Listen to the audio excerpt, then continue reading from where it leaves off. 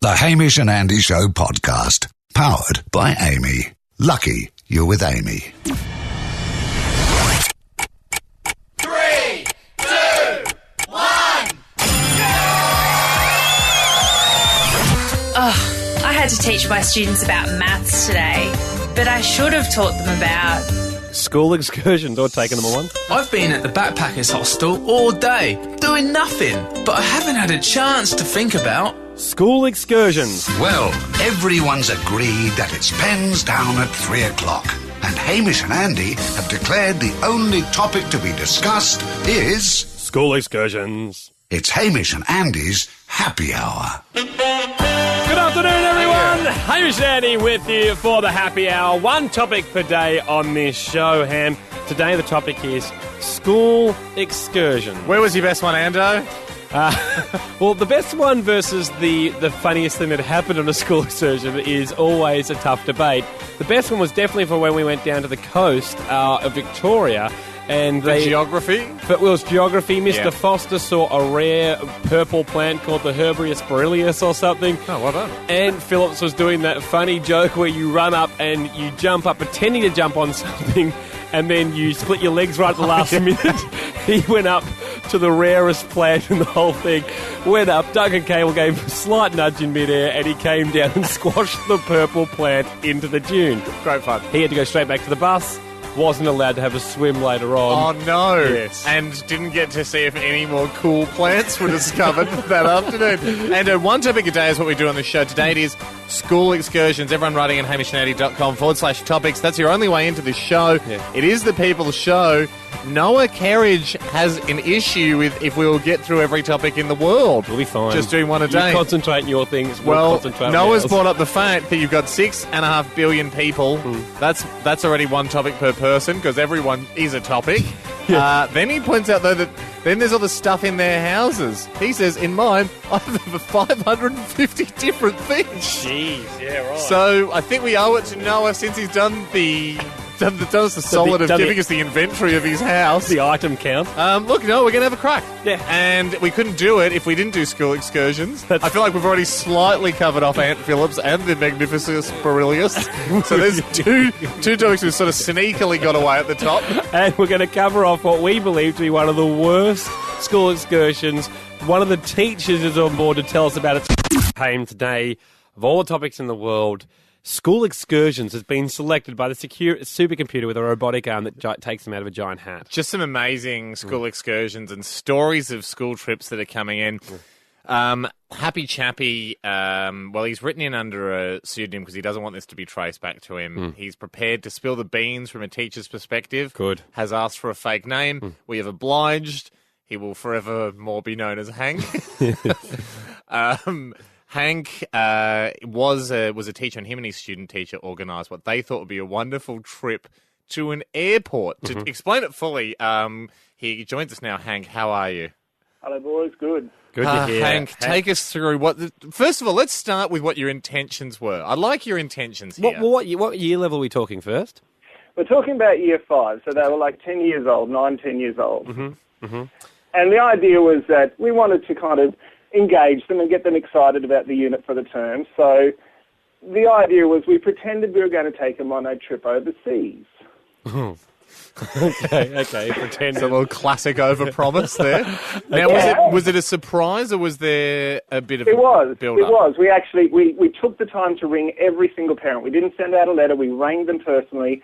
We told them the situation. We said, yeah, we're going to do this. So we got all the permission verbally. Yeah. And so the kids turned up thinking it was another day at school. The student teacher and I had our suitcases and our cabin bags and everything. We were rushing down the corridor and saying, come on, we've got to get on the bus. Come on, let's go. Where are your bags? You haven't brought your bags.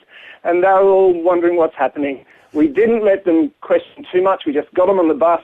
We started to get them excited. People were going, where are we going? Well, what are we doing? We're going in a plane. It's going to be exciting. One girl started to cry, thinking that we were serious. Yeah. Well, also at that age, it's a shock to be taken away from your parents so quick. Yeah. So two adults have got hustled kids onto a bus saying that they're going overseas. None of them questioned about passports or anything. They're too young. And this was just a ruse to get them to the airport. where you, I assume, wanted to pull some sort of educational switcheroo on them and then go, no, just kidding, we're learning about airports. Well, I didn't think that far ahead. I just wanted to get them engaged. I wanted them excited. I feel like you and the student teacher just fell in love a bit with the theatre of going away and getting everyone on the idea. we had decorated the classroom as China because that was the first country that we're going to study. So the whole idea was a metaphorical visit to the airport, a travel overseas, and then we'd come back to China, which was disaster. Okay. So Hank... So, guys, we're going to make you sleep on the bus for 12 hours. You're going to wake up and you'll be back at school in China. Did you make it to the airport, Hank? We got to the airport, which was very exciting for us, and they were very excited. And then a not-so-excited member of the airport came and showed us the baggage carousel.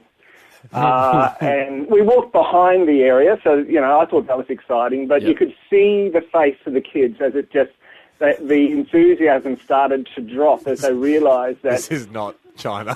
That's right. All they were doing... And they were asking the guy, when are we getting on the plane? When are we getting on the plane? And the guy was just kind of bewildered. Yeah. And the funny thing is, too, for a lot of kids aged 10... never been to an airport before, don't really understand that behind the luggage conveyor belt is not somewhere you normally get to go anyway. So the one part of your tour that was special had no reference point for the kids to understand that it was special anyway. So for them, it was just the worst part of the airport. So, and all they had to do was they were only able to stand in between the yellow safety lines, so they couldn't even go over and kind of jump onto the carousel or anything like that. They had to stay between these lines and walk in one direction. Okay, so Hank, once that wonderful part of the tour was on, was it just straight back on the bus and back to your China? Well, we actually got to go to see the fire truck, which I thought was exciting, but then they weren't able to use a hose because it had to be an adult, so the teachers got to use the fire hose as the kids watched. And was that good fun? It was fantastic. I loved it. It was great. Hank, a terrific school excursion. A great way to kick off this show. Thank you very much for joining us, mate. No worries, guys. Cheers, mate. Today the topic is school excursions. One thing that came in repeatedly via correspondence, and thank you for your emails, hamishandy.com/topics. Overwhelmingly, dear Hamish and Andy, we went to the tip. We went to the dump, we went to the rubbish tip, we went to landfill. I went to the tip when I was in primary school. I remember going to the tip a lot, but I don't think it was on the curriculum. I think it was just Dad somehow, maybe that was his homeschooling. Yeah, right. But what was the point of going to the tip? Just to learn this is the tip? Yeah, a little bit just where rubbish goes. There was a big thing about being young is where everything goes. Yeah. Obviously, people go, where do poops go? There was another email that came in saying, we went to the sewer plant. So many people go, we went to the waste treatment plant. New Zealand seems to be the home of these very improvised sort of rubbish, if you will, excursions. The funny thing is so many emails came in from people at hamishandy.com/topics saying, just with a bit disgruntled, going, we had to go to the tip, this sucks. Because for some reason, kids have this feeling like every excursion should be Disneyland. Yeah, We were almost as if they treat it like a prize on a game show. Yeah. It's sort of like, well, you told us we could have a day off to do something fun, and you took us to the tip. This is a waste. No one ever promised like a holiday or something, but everyone has this feeling in their head like, well, if we're getting the day off, we've beach, movies, what are we going to? It's not a day off. It's not a day off. It's meant. Sometimes you do have to go to places that are a bit boring, but so many came in for the dump. We thought, look, obviously dumps and rubbish tips must be just a place where you can call up and it's absolutely no problem to bring a class full of kids along. That was the other thing we've learned, Ham. Generally places that are easily accessible to are places kids are not going a lot of to West school. Wing tours were taken by kids in Australia. School excursions. So the idea being you're about to call up just a tip. I want to see if you cold call a tip. As a teacher. Easy is it to just get a class of 30 in just a quick admission to just wander around the tip for the day? Jack's got the number, I think. Good afternoon, Flag and Tip. Okay, mate. Ross Elding is my name. How are you? Good, thanks. How are you? Yeah, good, mate. I'm a teacher at Rosedown Primary. I teach a Year 5 class. Yep. So a bunch of 10-year-olds. Yep. Probably there's about 30 of them. We were just thinking of bringing them down for an excursion, so I just thought we'd just truck them on down sometime next week and just let them wander around. All right. So, yep. I'll So you should better talk to our manager, right? Yeah, is that the sort of thing? You don't know So much. do you know look around the tip, is it?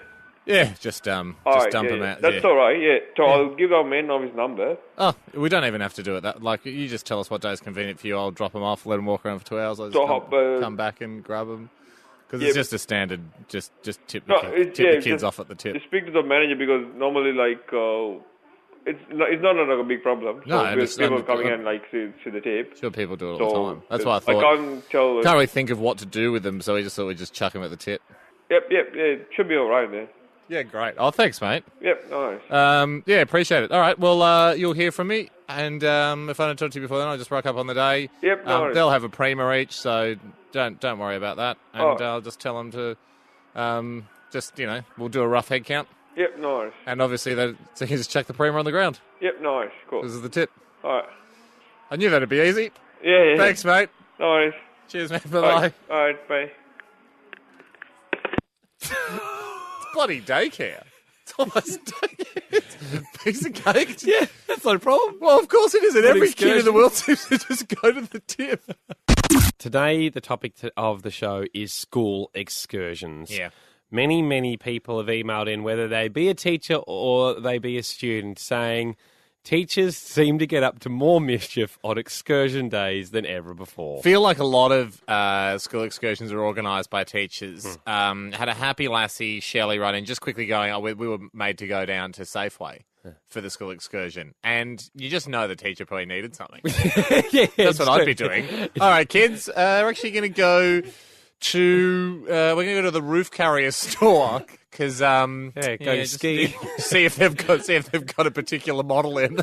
Well, it got us thinking that for today's show, and today's show only, Ham, this segment. In the city or the country, you got misbehaving teachers. In a forest full of gum trees, you might find a misbehaving teacher. They could be anywhere. Ando, what do you got? Starts from Happy Lassie Victoria. She said, on a school excursion, we went to where Ivan Milat buried all his bodies. Oh.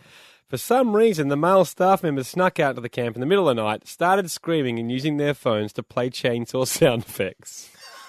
In the city or the country, you got misbehaving teachers. And happy chappy Scott, he writes, in Australian excursions suck. When I was teaching in the UK, I was allowed to organise a trip for my business studies students. So I took him to Disneyland Paris for 3 days to study business.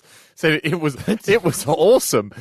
We stayed in the Disney Village, and after having multiple afternoons in the park, after we sat through our business lectures, we stayed in the village. And once the students went to bed, us teachers went out each night and studied nighttime businesses. In a forest full of gum trees, you might find a misbehaving teacher. On excursion, my teacher realised she had half an hour to spare. This is from Jade. So she made the bus driver go to her parents' house. She had a cup of tea with them while we sat on the bus. In the city or the country, you got misbehaving teachers. Just got the bus. It's good. If anyone gets in, just write their name down. I'll deal with it afterwards. This is from Name Withheld. I think it is a Happy Lassie though.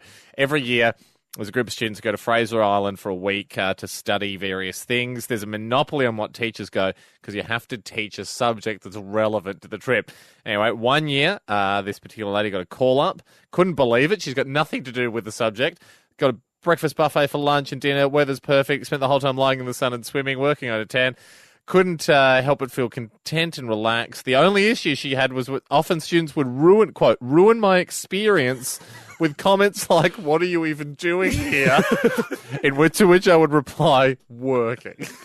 In a forest full of gum trees, you might find a misbehaving teacher. Final one from Laura. School excursion in grade 6, we went to the sewage plant. Our teacher the night before said, tie a ribbon around your poo and see if it goes past. In the city or the country, you got misbehaving teachers. In a forest full of gum trees, you might find a misbehaving teacher. Then we found in a lunchbox a whole bunch of Snickers with ribbons tied around them. I think she was trying to surprise us. Hello, podcaster. When you get a chance, jump into hamishandandy.com/topics and send us an email. It's how we make this show. Hey, what we're about to do is take everybody on a school excursion. Look, as much as we would like to take you to the old El Paso factory, it's Brilliant. in Mexico City. Yeah, exactly. And there's no way we can get there. Well, there is, but we can't do it in the next break or after this song. So we're going to take everybody on a live radio school excursion. We've been thinking about this for minutes. Where should we go? The bottle shop, the dry cleaner? Luna Park. They're all going to be tough. We've got to go somewhere a little bit closer. Yeah. We've decided to take you to the small control room / office of Fez, who's the security guard and car park attendant here at the radio station / shopping centre complex where we work. You'll get to meet a real-life Fez straight after this. Bring your exercise books. It's not a holiday. The happy hour, Hamish and Andy with you, and Haim. Well, this is it. For an excursion, everyone. We promised everyone we'd take an excursion. Yeah. This is it. I hope you're all excited. What have we learnt today about excursions on the happy hour, Ando? One topic a day. Today's was excursions. Excursions are fun and they're never a letdown. No. So at some discomfort and difficulty, we have organised an excursion here at the radio station. Yes, we're going to go visit the security department where Fez works. We're going to see what Fez does. Yeah. Come on, boys and girls, hold hands. Okay. This is where Fez works. Strictly authorised access only, and that's what excursions are about. They're about going somewhere where you're not normally allowed to go. And about learning about a job and seeing if maybe you want to do it when you grow up. Fez. Yes, hello, hi. Hi, Fez. Andy, how are you? Very good. How Can we come in? Fez, what a wonderful office. It's quite small, though. You could say probably 2 metres by 3 metres?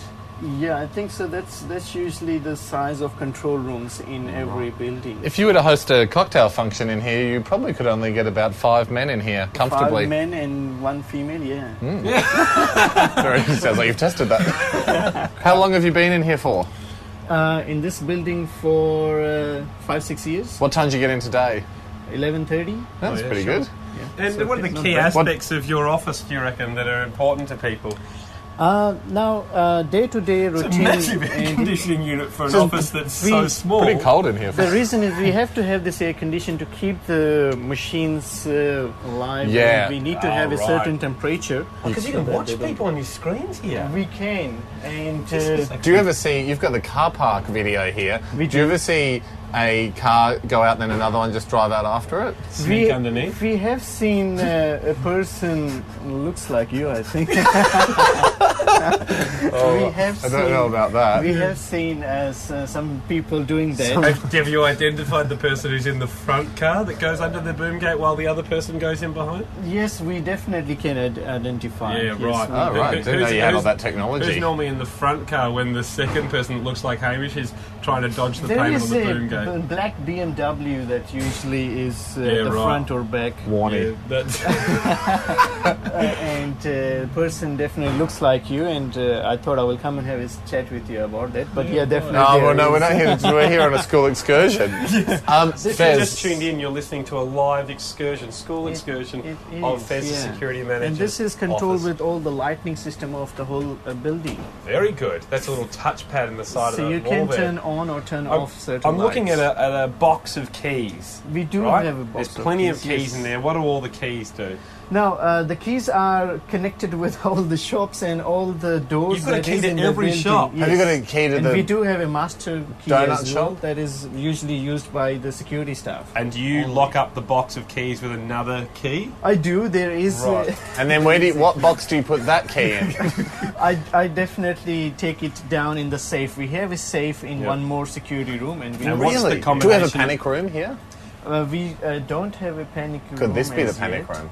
It can. Have be you ever as a panicked? panic room. Have you ever panicked in here? Not yet up till now. There's a guy holding up the party pie place with a gun. Oh no, he's just paying money. He is paying money. But lucky I was watching. What's the craziest thing you've seen on the screens? We did had different incidents here, Anyone so kissing? you have to be alert. We have seen people kissing in the lifts, yes. Kissing and cuddling? Kissing and cuddling in the lifts, yes. What so base? That is, What base do you reckon? Second base?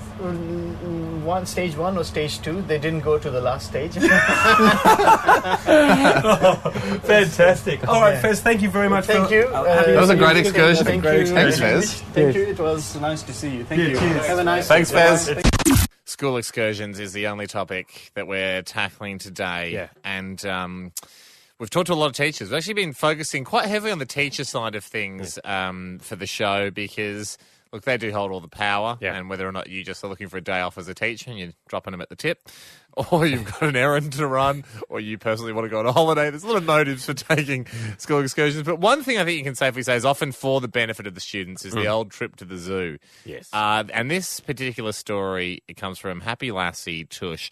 It's from her perspective. She went to the zoo many years ago. Something incredible happened. She joins us on the line now. How are you, Tush? G'day, how are you? Yeah, Very very well. good. So this Very is good. a positive school excursion story, Tush.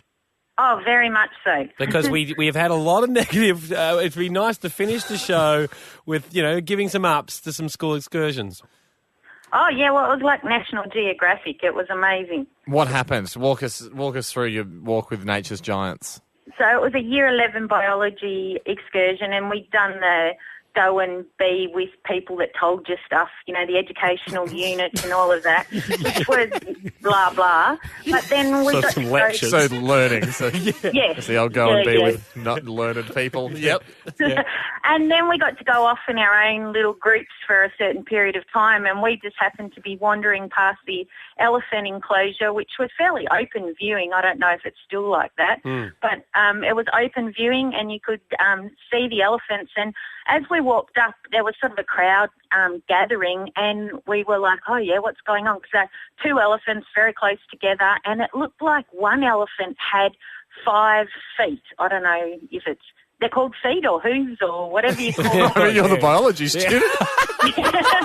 Well, So let's call it legs. feet. Legs. Legs. Well, So yeah, we're not including the trunk here. Was it more of a... No, not including the trunk. So there was actually 9 feet because there were 2 elephants plus this extra appendage that appeared out of nowhere. And then Was it a back trunk? So Was it the old reverse trunk? So let's narrow this down. I think I know what's happening, but an elephant has 4 legs, a Yes. trunk and a tail, and we're eliminating those for the possible extra leg. The old reverse trunk between the hind Yes. legs. Yes, But right. it did look that big though. That's what was Wow. amazing. Did it was really? 5 foot long as well. It was amazing. Wow. Is it really that big, an elephant's junk? Yes.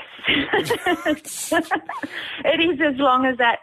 But what the elephant does with it is amazing because you have to actually get it off the ground, to get it. It's happening, yeah. Yeah, he gets his paws. Oh, paws. Now I'm calling them paws. He gets his feet up onto the back of the female elephant. Yeah. Yeah. Does he use his And- trunk to assist him? Because you would think the trunk could help the junk. The trunk is the perfect tool. No, well, because he does it with the sway of his hips. He's very. Oh, right. Ricky so kind Martin. of like... So he gets So like an a old pelvic- grandfather clock, he kind of gets Yeah, it he uses moving the momentum. and uses the I momentum. called it a pendulum swing, and Yeah. it was pendulumed backwards and forwards a couple of times, and then one big swing, and then it was. And then you got to try and home run. Yeah. So but it would only line up, for a split second. Yeah, well, with the swing, it sort of had like almost, and then fa-chung, it was all in. You're listening to leading biologist Tush describe 2 elephants mating. That is an excellent way to end our show this afternoon, Tush. Did that make you just say, look, I'd love to study animals more, or did you feel like you've seen the best thing you could ever see? I was in shock. I don't know what I thought for ages, Yeah. but my friends say, how come you've never told us that story before? And I went, it was only because you guys brought up excursions. I went, I'll never forget that excursion to the zoo. And that is the benefit of going through every single topic in the world. We remind people of wonderful stories. Tush, thank you for joining us. No worries, thank you. Thanks, Love your Tish. stuff. Thanks for listening, and that's all we've got time for. Good to see you, Tish. Continue your animal studies too. Yes. This happy hour, HamishDandy.com. The podcast is there. For those who might want to listen back, minus the songs and the ads, it's there. HamishDandy.com/topics. Always more topics going up. We love your correspondence. We'll catch you tomorrow. Have a good one. That was the Hamish and Andy Show podcast, powered by Amy. Lucky you're with Amy.